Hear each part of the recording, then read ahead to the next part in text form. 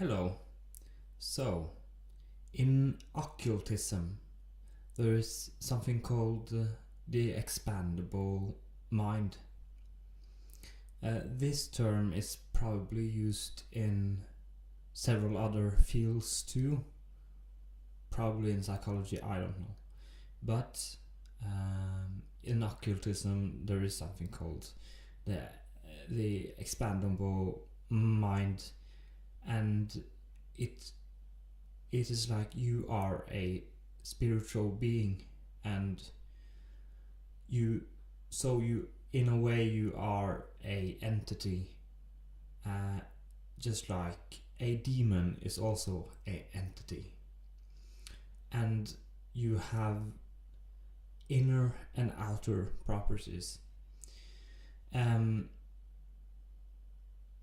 It is the outer properties you have to worry about,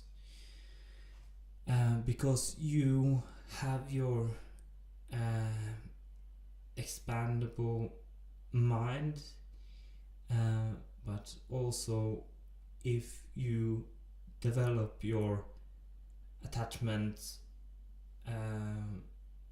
out in the room, out to cosmos, out to space, you can get a connection, a link with the world, like you connect to everything, but that makes you vulnerable to demon attack and parasitic entities that want to exploit you because of your knowledge to the occult. So it can be a dangerous field, and I have read warnings about this a long time ago and before I got into occultism. But of course I just disregarded it like it's garbage. I'm totally safe, just like with anything.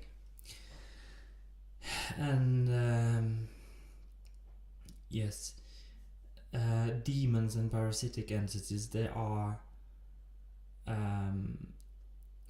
often energy-based life forms, and but they can also manifest in different ways, and there are several types of demons. Not all demons are bad or evil, but all parasitic is.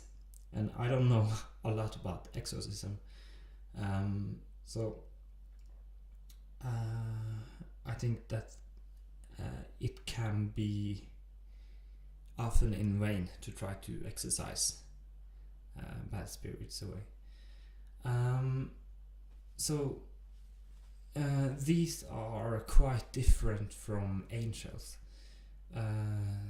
They are a different form, but I try to not have any such connection to the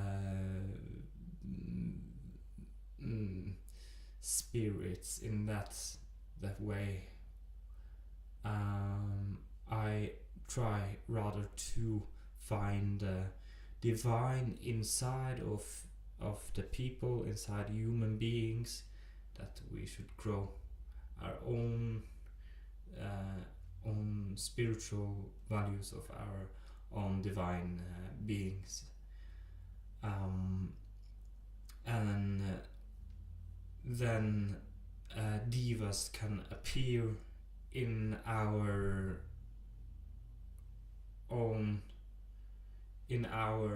consciousness, but they are not an energy. They are just appearing in our consciousness, revealing values to us that we have worked for, and it is not like they can control you in any way. You have complete control over yourself. So that is a little bit about occultism, and it is kind of a religious thing. You don't have to believe in this. You don't have to listen to anything about this.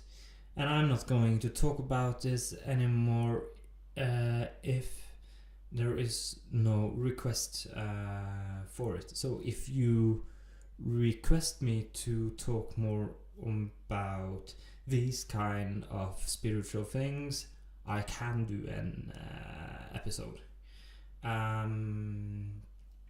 But if there is no interest, then I just lay the discussion dead here. Yes. But other things though, regarding religion, I am definitely going to talk about my own religion later on in another vlog episode, but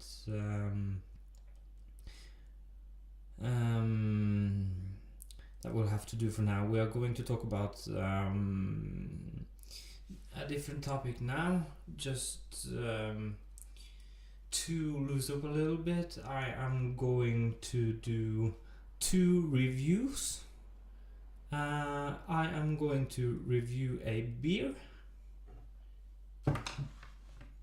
So this is a beer called 666, and it is brewed by Iron Maiden. So I guess if you can sing and play and ride a plane and make movies and all kinds of stuff, you can brew beer too. So I know tested it before. It is 6.6% alcohol in this. So I'm just going to test out this beer for this vlog episode.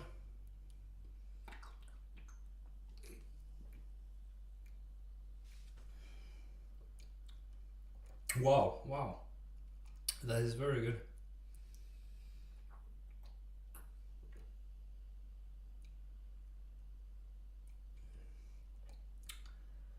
It is not like the light beer you get in the store here. You can't get normal dark lager in the store here, or you can, but it's just very expensive and just one type of beer. So this is I guess darker than normal beer.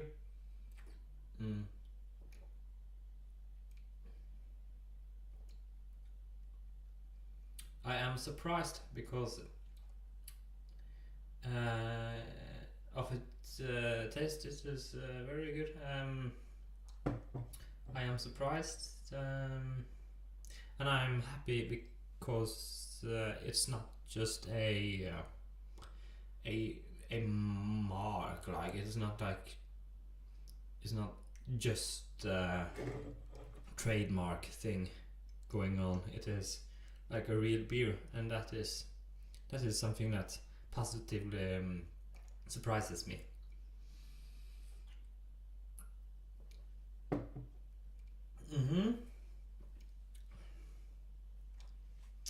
So now I'm going to change subject a little bit.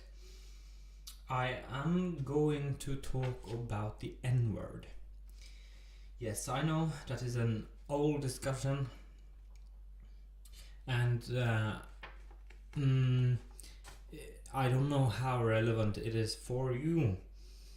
In the United States, USA, it's like a really important issue, like, because people say the N-word all the time, like, or you're very rude if you are white person and who says nigga, hello nigga, like, that's very rude, because in the old times when black people were slaves because they were from Africa, they used to be called nigger because they were slaves, and it was kind of a slang for my slave.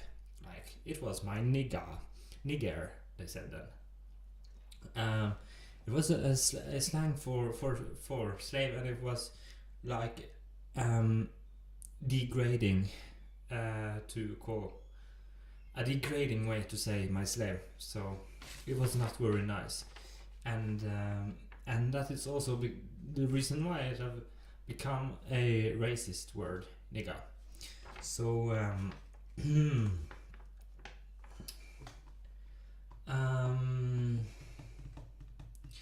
but that everybody knows that. But what I am going to point out now is that black people need to stop calling each other nigger. It is so silly, like, and white people can't say it, and that's racist discrimination against white people, because then there is a word that we can't say, and that is racist. We deserve all the same rights that black people do. I understand that they have used to say it like in the sense of, okay, let's call each other nigger, and then we lose the racist discrimination connotations to the word that it used to have. Like, if we starting actively using this word, it's gonna lose the negative connotations, but that has not happened, or now it's different, but you need to find another word to talk to each other with. You need to use another word than nigger. That is so bad. It's like, are you proud of your slave culture or something like that? I don't understand it. Totally don't understand it. Like, sounds pretty racist to me, and no matter who says it to who. But we don't got that issue in all of the world. We don't got racism all over the world. So it's have been over the years. It have been a hefty discussion here in Norway too, for years and years.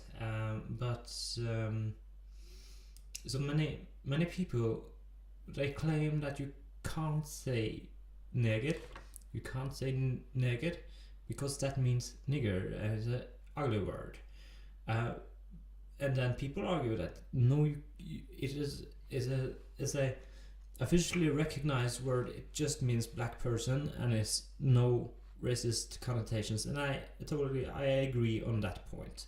If you say nigger here in Norway, it's no racism behind it.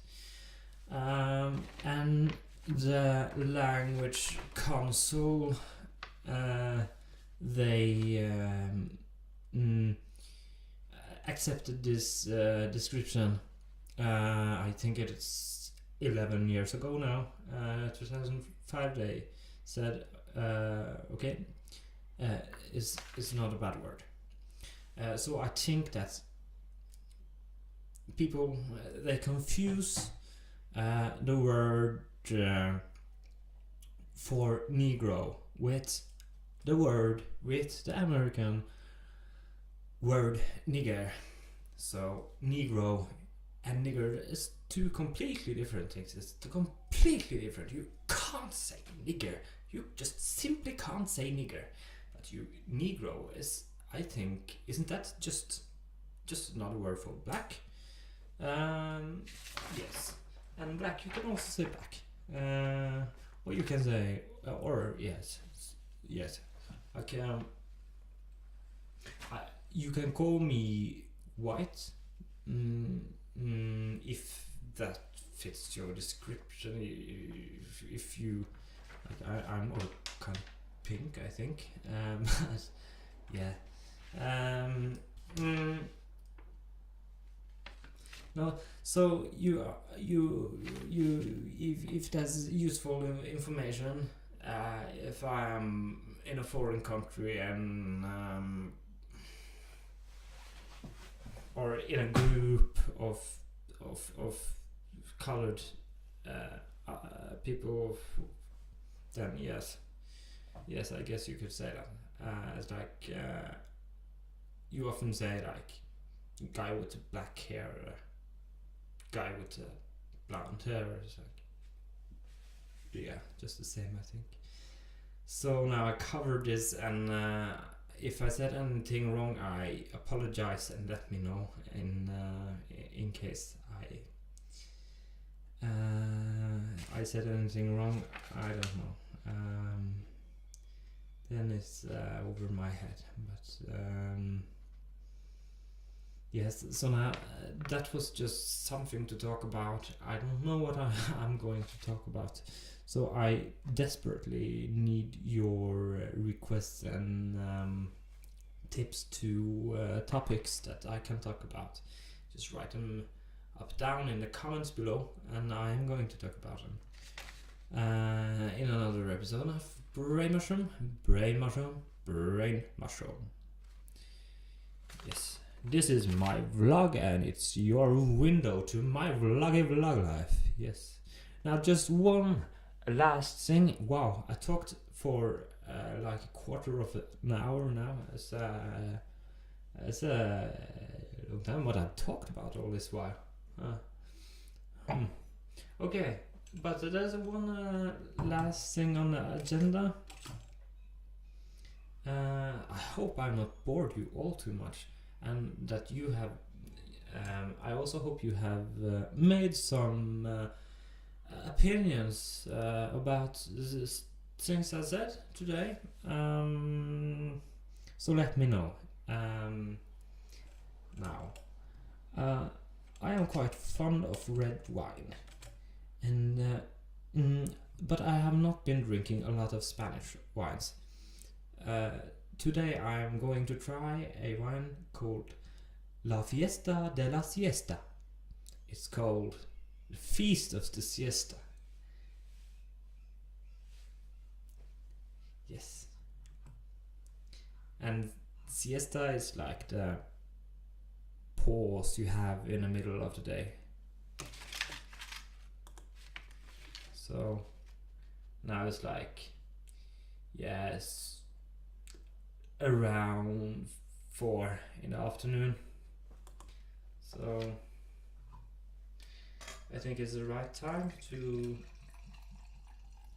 lean back and take a glass of wine.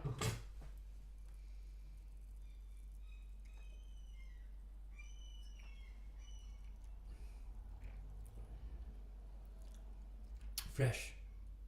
Kind of light and fresh.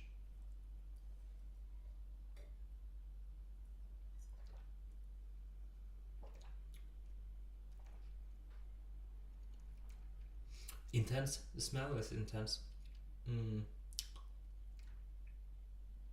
The taste is light, yeah. Okay, I'm just gonna be sitting over here and testing out this wine. And we'll see each other later, I guess. So thank you for watching this episode of Brain Mushroom Vlog, the Brain Mushroom Vlog. Yes, goodbye. Live long and prosper.